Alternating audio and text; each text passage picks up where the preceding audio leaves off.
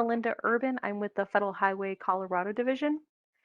And today I wanted to take the opportunity to kind of go over the Safe Streets and Roads for All grant opportunity that just came out. I had planned this to be a repeat of the USDOT's getting ready for the grant webinar, but if you may or may not know, the NOFO came out this week, so my slides are a little bit delayed, but that's okay. I tried to adjust as much as we can, and we can definitely have a follow-up webinar if needed.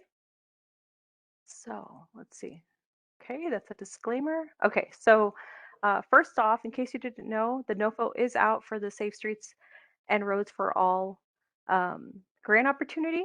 Grants are due or applications are due on September 15th.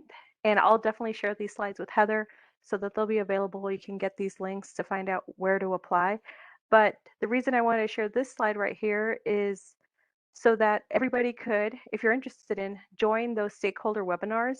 And there's one coming up on June 13th and then 15th and 23rd, depending on what type of grant you're going to apply for, either an action one or implementation. And I'll go over those here shortly.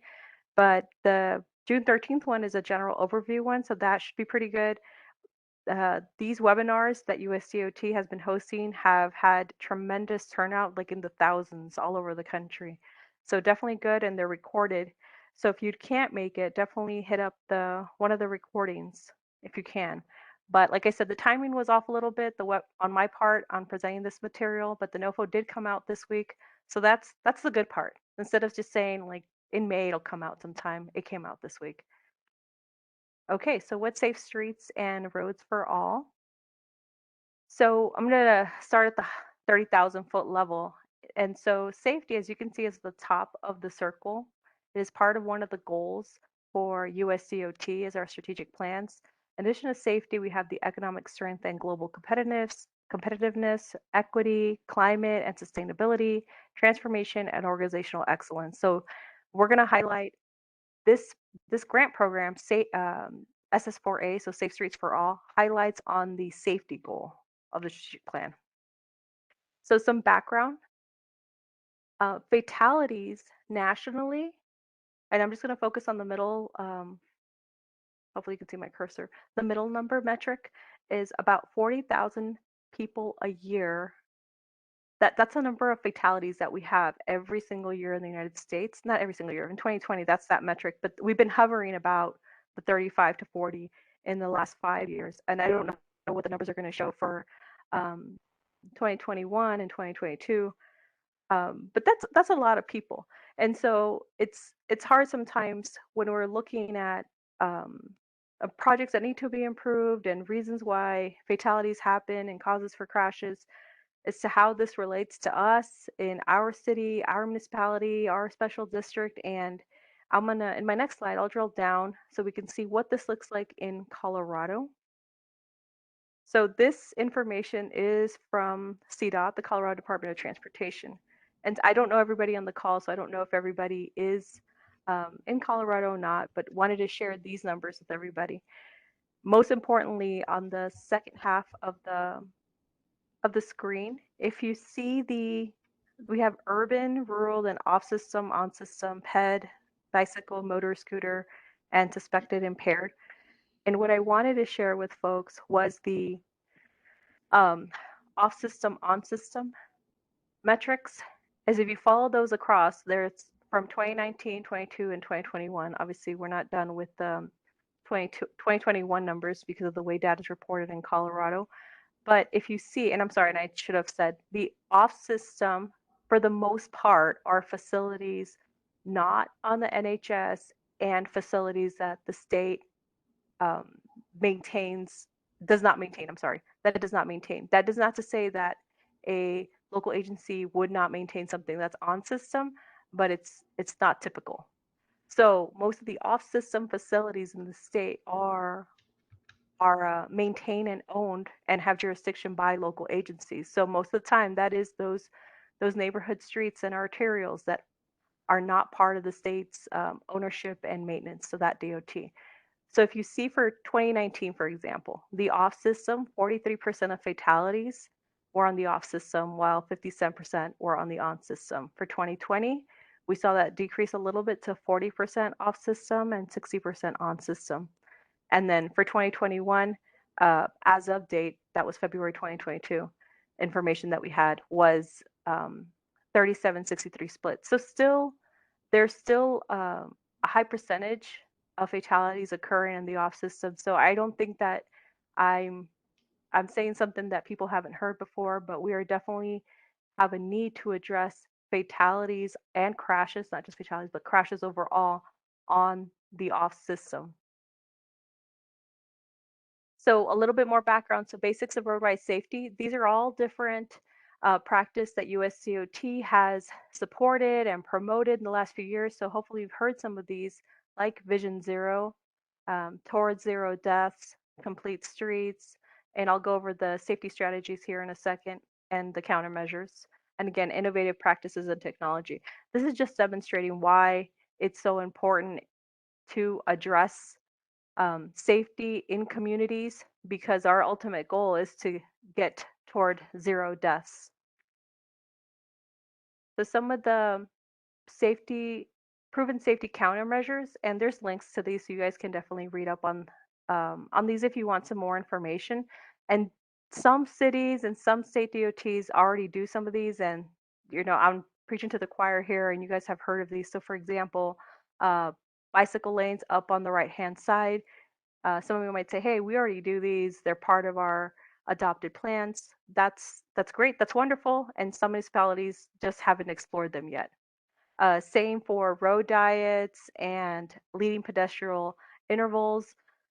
They could look different in your communities, but just contemplating those countermeasures could really help address the number of peds that are involved in fatalities every year. And I'll just go back for a second.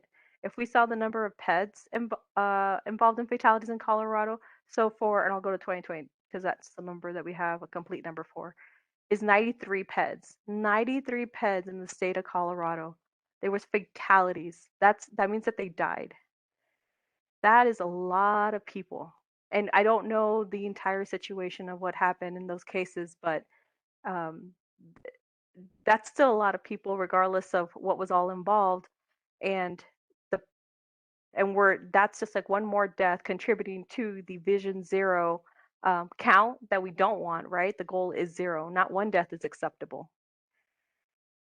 So I'm not gonna. So I'll move forward now because I don't want to spend all of our time today on just talking about the importance of safety because I think everybody knows about that. And if not, there's definitely links further in the webinar to talk about it some more because I do want to save some time for Q&A and go through the rest of the presentation.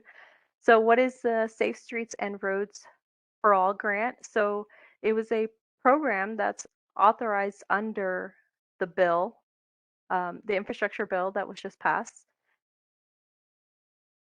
It dedicates $1 billion in annual funding for fiscal year 22 to 26. $1 billion. And so, depending who you talk to, that seems like a lot of money, and it may not seem like a lot of money. But when we're focusing it on towards zero death initiatives and Vision Zeros, this is the DOT's effort to try and move the gauge on the number of fatalities that are occurring. To be eligible to apply for these grants, these are the eligible recipients, and I'll go through each of them. But before I go through them, I want to make sure that everybody understands that state DOTs are not eligible. We wanted to make sure that the USDOT wanted to make sure that this money was getting really into the communities. And by removing the state DOTs, we could really focus the efforts on those recipients. So those eligible to apply are MPOs, so metropolitan planning organizations, political subdivision of a state, recognized tribes, and multi-jurisdictional groups comprised of the entities above. For definitions of political subdivision of a state, that could be so those could be cities, towns, special districts. The NOFO goes into further detail on this. Eligible activities, you could develop a comprehensive safety action plan, and I'll go over that here in a bit too. You could conduct planning, design, and developmental activities, Or you could do an implementation grant, which is to carry out projects from that action plan. I'll go over here those in a second too. So like I said, there's 1 billion annually for fiscal year 22 through 26. 40%, the administration anticipates 40% of the funding be awarded to action plan grants and supplemental action plan activities, and the rest will be for implementation. So you have a 40-60 split on when they're anticipating awarding. There is a cost share match here. 80% will be federal and 20% there will be a requirement for a 20% match. If you've participated in other federal aid programs, they usually do have some kind of match component to it. And not more than 15% of the funds will be awarded to projects in a single state. This is just trying to make sure that not one state dominates all the applications or the request for applications to say. And tribal projects are not considered of the state cap. You could be a single recipient, you could be a joint application, so multi-jurisdictions could get together and submit that way. Even though I said the state DOTs aren't eligible, it's helpful if you have a state DOT supportive of what you're doing when submitting the application. Like you're just not making something up, that it's something that the state DOT has supported in the past, but just there's no funding. There's a lack of funding, which we totally understand. So things that would be eligible, the first thing I mentioned was a comprehensive safety action plan process. And if you don't have one, this is a little overview of what it is and what all goes into it. So there's the four major components: the leadership commitment, the planning structure, the planning process inputs, and the planning process outcomes. The the NOFO, and I don't have the NOFO up to share with everybody, will require applicants to self-certify that they have an action plan. So if you think, well, we kind of have an action plan, it looks like it, but we don't really call it an action plan, we call it something else, right? In your municipality, there's a criteria checklist in the NOFO that kind of walks you through each item. So for example, when I say leadership commitment, did someone in your municipality, special district, MPO, in the leadership role, sign off on it? Did someone endorse it? Or was this someone's idea that nobody knows about, right? Another item is the planning process and outcomes. For example, was there public input? Did you get public involvement? Did you actually do any safety analysis? So this is just trying to make sure that this was a vetted plan and that the public knows about it and there was buy-off on it. Again, there's more information on some of the links later in my presentation on whether you have an action plan or not. And if you don't call it an action plan, maybe you call it something else that looks like an action plan. There's criteria in the NOFO that helps you decide whether you have an action plan or not. You will be required to attach the action plan to your application. So it's more than just saying like, yep, I have one, check, check, check. You'll have to attach something to the application when we get to that point. Okay, so here's an application pathway also. Like I said, that there was two types of grants that are available, either the action plan or the implementation grant, action plan grant or the implementation grant. Sorry, guys. Got a little tongue twisted there. So do you have an existing plan? Like I mentioned, you might have one and you just don't call it a safety action plan, but it looks like one, right?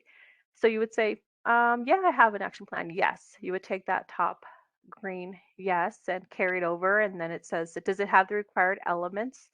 And you would either say none, or it doesn't, or has some, or has most, or has all. And then we ask, do you want to do supplemental planning? You could do supplemental planning, which means like, you know what, this thing has been sitting on the shelf for 5 years. We might want to go back out to the public. That's supplemental planning, and that's okay. If you don't want to do supplemental planning, you could apply for an implementation grant at that point. So something to think about and do some self-assessment as an applicant to figure out where best you fit. So examples of supplemental action plan activities, you could update your analysis, like the first bullet says. You could do like the fourth bullet down, I should say. It's follow up stakeholder engagement and collaboration, right? Like I said, if you had something that's just been sitting on the shelf for a while and you wanna go back out and make sure everybody's still on board, that's something you could do as well. You could, last bullet, do complementary planning efforts such as speed management plans, accessibility and transition plans, right? Those ADA plans. racial and health equity plans, lighting management plans. You could do those things as well, just depending on what your vision is and whether you feel that there's a need to do supplemental planning. If you say, yep, I do have one, I do have a safety action plan, we call it something else, but it meets all the components. So an implementation grant, then you would be eligible to apply for implementation grant. So that is a project that you and strategies that you identified in that plan to address a roadway safety problem. So you must have an action plan, like I said, to apply for the implementation grant. It will be required to be attached to the application. So just checking off the box and saying, yes, I have one, won't suffice. You'll need to produce something. So these are the considerations as far as the to which the extent to which an eligible entity and a project proposed to be carried out by the eligible entity as applicable, right? These are the kind of the, I don't want to call them criteria, but the NOFO calls them like a criteria of things that we want to, that the department is trying to see of what kind of projects are you looking at? What are you proposing? And these are the things that they're keeping in mind. The NOFO goes into much more detail on every single one of these items. So availability of funds, like this just came out on the NOFO, and the NOFO again covers this. So you will get the funds. I hopefully, this has come to a shock to some applicants when they apply for any kind of grant funding, especially for under USDOT. There's the the uh, the ex, the misconception that, oh, I applied for this money, I applied for $1 million and I got $1 million, and so they're going to send me a check today, and then I can go and hire people and do this and do that. That's not the way it works at all. For these funds, there will have to be a written grant agreement between the applicant, if you're awarded, um, saying that you will comply with all the administrative requirements that come along with the funds. Any funds or any activities or any funds or costs you incur before that date, before that grant agreement is executed, will be ineligible for the most part for reimbursement. It is a reimbursement program, so again, you don't get a big old check that says $1 million on day one. It doesn't work that way. You have to incur the cost to get reimbursed. Like I said, it was an 80-20 match. Yeah, matching requirement. And all funds must be expended within 5 years of the grant agreement. So award size and anticipated quantity. And I didn't include the dollar amounts here. The NOFO includes the ranges, but it obviously, like everything in the federal government, I feel like it depends. Um, the department expects to award hundreds of action plan grants. So those are the ones who are actually developing your plan, and up to 100 implementation grants. So those are the ones who are actually constructing what you said you were going to do, or building or implementing the strategies you said you were going to do. The department reserves the right to make more or fewer awards, depending, it's at their discretion. They may change that. And the award sizes vary. It varies whether you're rural, whether you're a tribe, and what you're doing, whether it's an action plan or implementation grant. The NOFO goes into further detail on this. So, for example, let me see if I remember. Right. So they could range from $200,000 to, in the action plan grants, to, I believe it was $5 million on the on the implementation grants. And I didn't provide all those numbers because it kind of depends if you're identified rural or not. But the NOFO again goes over this, and we can have a future webinar where we go over those amounts if folks want to. So getting ready to apply. If you've never applied or are thinking about applying or thinking, I'm not sure if I should apply, um, think about maybe doing a joint application if that's something that would encourage folks to submit. That this administration is really looking to get the funds out into the communities, and this is something that they're definitely promoting, our joint application. So if you're bordering with another municipality or special district, something to think about. And I should caveat that I say special district, but to be an eligible applicant, you and say, oh, I want to fix this road. This road, we need a crosswalk here. For example, I'm throwing out for example here. You could be a special district. several special districts in your communities, I'm sure, so many. Um, but you must also have jurisdiction or operational um, maintenance responsibilities as well. So just because you're a vested special agent district doesn't mean that you have those responsibilities. The city, the town, the county may still have those responsibilities. So something to think about of approaching those municipalities that do have the maintenance and ownership, jurisdiction, I should say, of those facilities. If you've never applied for a federal grant, grants.gov has several resources to help folks to apply because that's where you're going to have to go to. For the safety data resources part of it, if you're thinking I need some information, I may not have it in order to answer some of the items in the NOFO, here's a link of there's links here for all kinds of different resources that may be helpful to answer some of the questions in the NOFO or criteria in the NOFO. Also, there's another tool that USDOT put out there. It's called Routes, RUTES. So it's rural opportunities to use transportation for economic success. It's like a little toolkit. It's very helpful. Well, I think it's very helpful. Um, and it has a bunch of videos describing some of these processes in case you've never applied for a grant before. Also, the U.S. government moved over from using DUNS numbers. If you applied for previous federal grants, then you had a DUNS number. We moved over to using exclusively unique entity identifier, so that's a UEI. That's something that has to be obtained and could take up to a month. You can get that at sam.gov. That's where you can apply to get one. Again, applications are due September 15th, so there is time to go through that process. This is just one thing I mean, one thing. It is something that is required to be happen in order to apply. So the NOFO is available, like I said, and you can apply at grants.gov on this link, and I'll share this PowerPoint with Heather, with everybody.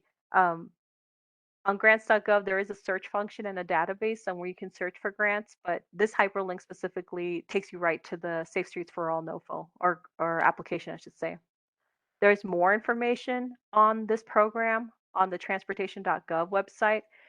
There's also FAQ, which is really helpful if you're still like, well, I have a specific question. That's a good place to kind of start and look. Another item I provided is a link to the FHWA Federal Aid Essential videos. If you've never applied or thinking, what am I getting into? It may be worth a while to check that website out and check out those videos so you can get familiar with some of the terminology. There's other funding resources for safety initiatives. All these are kind of on the table too, depending if you've been looking for other ways to fund your safety improvements. There's the HSIP program, right? Highway Safety Improvement Program. There's infra. Um, there's RAISE. There's STPG opportunities. So there's a lot of funding opportunities out there, and it's just a matter of finding the one that best fits for your program. This is a competitive program, the State Suits for All, and most of these are too, as I'm looking at them. If you have questions on the Safe Streets for All grant program, you can email that email address, ss4a@dot.gov, or you can call Paul at that 202 number. It's a DC number. That email, if enough people email about a certain question, then they will update the FAQs at the DOT level, which may help somebody else. Oh, my presentation. I'm just going to the front now. Um, which could be helpful, because somebody, if you have the question, probably somebody else has the question too. Let me stop sharing my screen. Um, yeah, so that's something to kind of think about. There's also tomorrow, and I know we're not talking about this one today, but there's another webinar for another upcoming grant called Reconnecting Communities. Tomorrow, if you haven't registered for that, that's on the transportation.gov website as well. There's a couple more NOFOs expected this summer for funding opportunities. If you're looking for other means of funding your safety improvements, there's definitely a need, and this administration is aware of that need and trying to get this money out that came through bill as fast as possible. So that's all I had, Heather, and then we just wanted to have a conversation if people wanted to talk about specifics.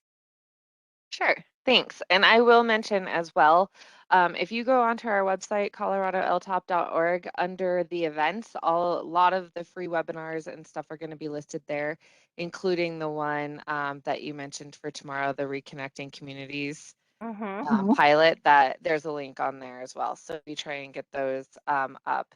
And then we're always happy to field the questions and forward them or try and get you the answer here at LTAP. So you can always give us a call or an email and we will try and figure it out. But I will step back and see if anybody has any questions. So has anybody here, before we ask any questions, and maybe it's a show of hands, has anybody here applied for one of the competitive grants in the past, whether infra, raise, or tiger, build? Anybody? No?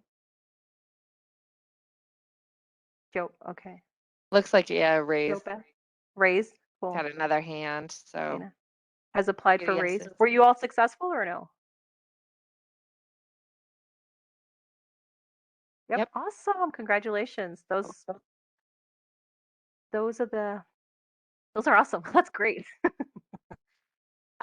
So is it Joe Beth? Is that correct or no? Or is it Joe?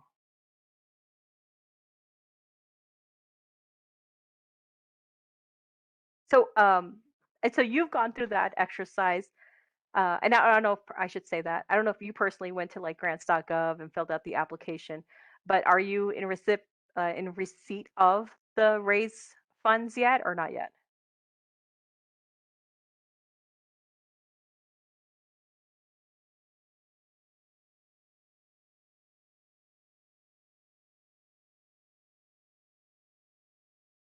I don't think you can hear me. I can't hear you.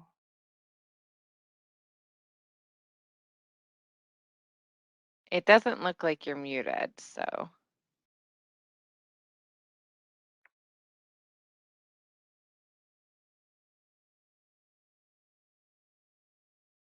Is it Dana or Dana? Dana? Dana, so did you all apply for raise grants? I mean, raise funds too?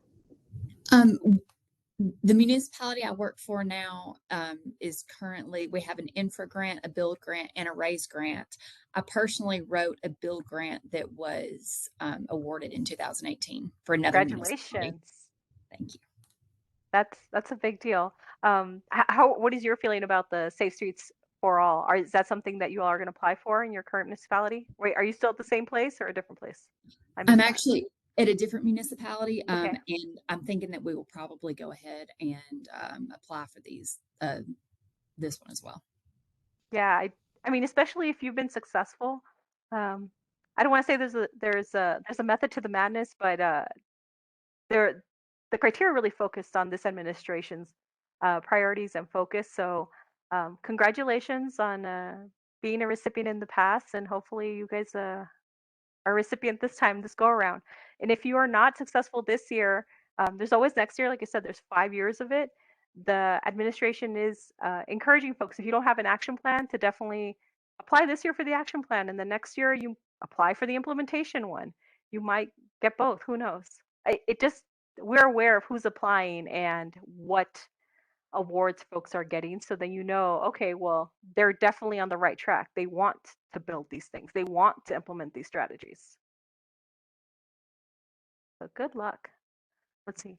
Mine was from Stark about 2 years ago. Okay, very nice. Thank you. Yeah.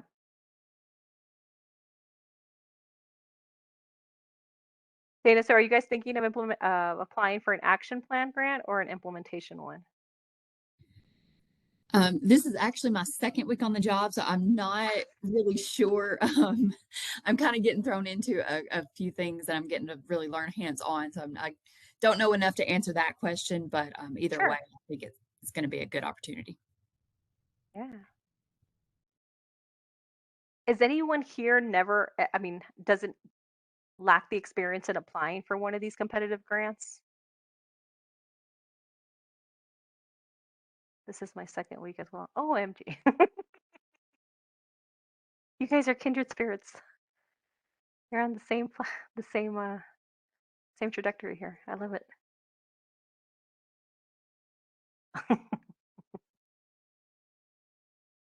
Very nice. Does anybody have any questions?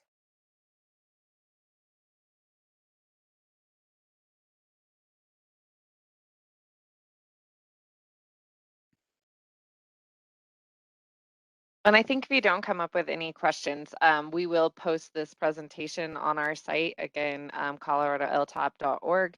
You can find all of our Wednesday workshops posted, the recordings under the tailgate talks and workshops.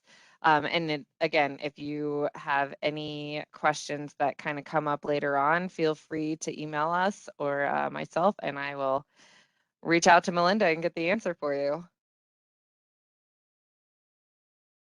Let's see. Trying to see.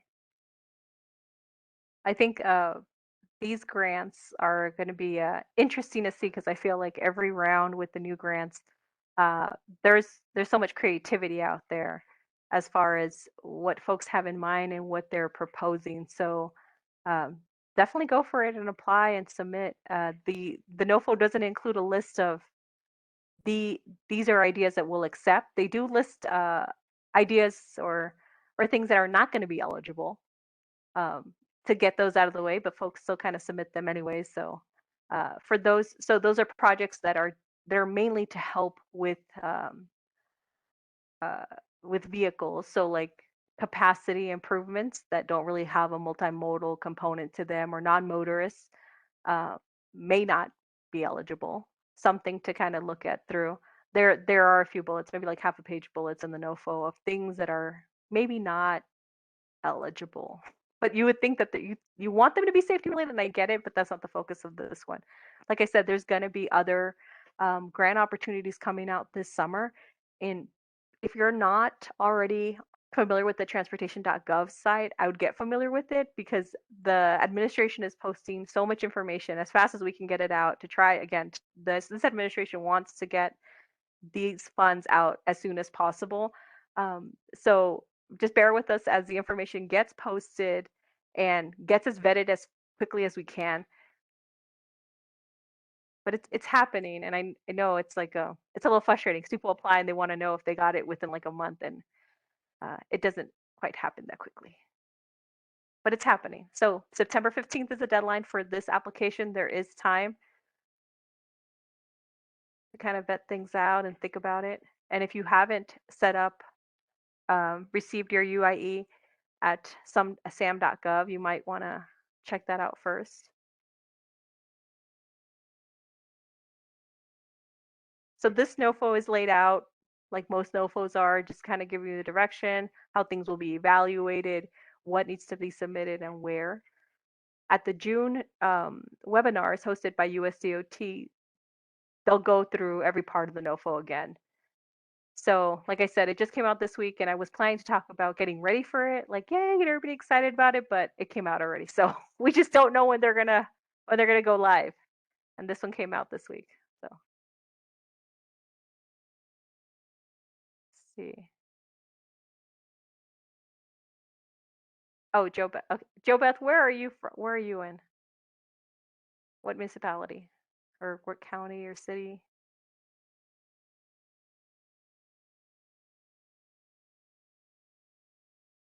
Alabama. Very nice. Huntsville, yeah.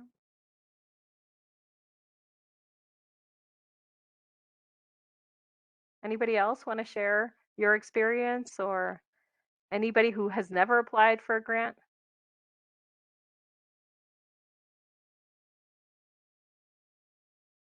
Just started as a planner here.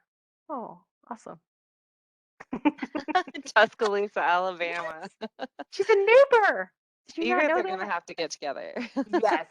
I have no idea how far those places are from each other. Yeah. Um, it all started at an LTAP webinar. Colorado LTAP. That's right. We're connecting people. See, that's That's awesome. I'm right. so happy for you guys. Yep. Very cool.